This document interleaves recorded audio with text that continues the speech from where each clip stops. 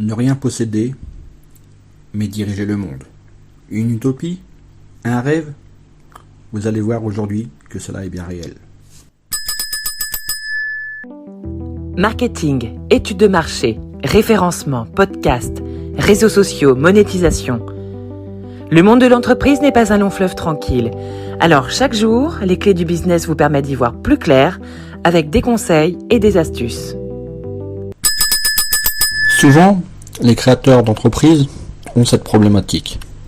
Que vais-je proposer à mes clients? Je n'ai rien à proposer à d'éventuels clients. Comment faire? Et c'est tant mieux, car en partant de là, on peut répondre à la problématique des prospects et leur fournir ce qu'ils veulent vraiment. Beaucoup d'entrepreneurs veulent créer un produit ou service pour avoir quelque chose à proposer à la vente. Mais Facebook, Uber, Airbnb n'ont absolument rien, et ce sont des entreprises florissantes. En y réfléchissant, le réseau social cher à Mark Zuckerberg ne possède rien. On va dire pas grand chose pour ne pas être aussi réducteur. Tout comme l'entreprise de Google qui se propose de vous véhiculer. Car en effet, ce qui est intéressant pour ces sociétés, c'est qu'elles ne possèdent rien de ce qu'elles proposent. Uber, la plus grande compagnie de taxi au monde, ne possède aucun véhicule.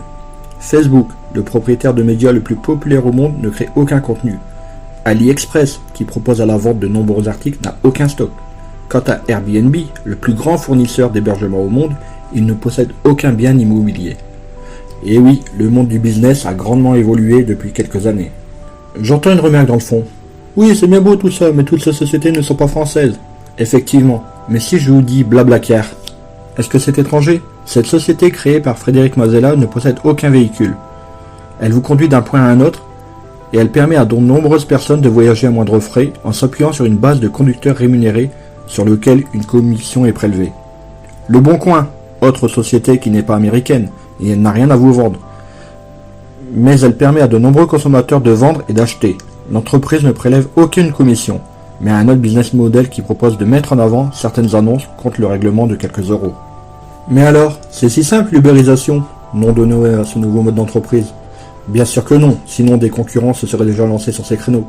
D'ailleurs, certains s'y sont essayés, mais n'ont pas réussi à s'imposer. Pourquoi? La recherche de la perfection est primordiale pour ce type d'entreprise. Chaque détail est important. Et pour cela, il existe par exemple des centaines de versions de l'application Uber qui circulent dans le monde entier grâce à des détails minimes variant selon les versions proposées. De ce fait, l'entreprise propose exactement ce que désire l'utilisateur, mais aussi peut tester et voir ce qui fonctionne ou pas. Si on regarde bien Facebook, Uber, AliExpress, Blablacar, on peut se rendre compte que ces sociétés se sont bâties sur un schéma commun. 1. Changer la façon de produire le service. 2. Changer la façon de consommer le service. 3. Valider et contrôler ce qui est proposé, système de notation notamment. Et 4. Une capacité à reproduire à moindre frais. Une fois que l'application Uber installée dans un pays, facile de la mettre dans d'autres pays. Pour réussir, il faut cumuler les étapes et non pas passer d'une à l'autre simplement. Les producteurs doivent être traités de la même façon que les consommateurs, car chacun est un élément important pour ce type d'entreprise, tout en ayant en tête que les coûts de chaque action doivent être minimes, mais apporter énormément de valeur.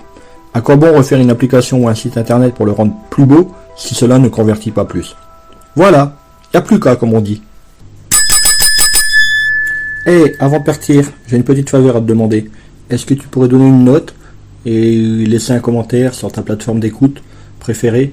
Cela permettrait aux clés du business d'avoir une meilleure visibilité et d'être accessible au plus grand nombre. Je te remercie. Allez, cette fois c'est vraiment fini.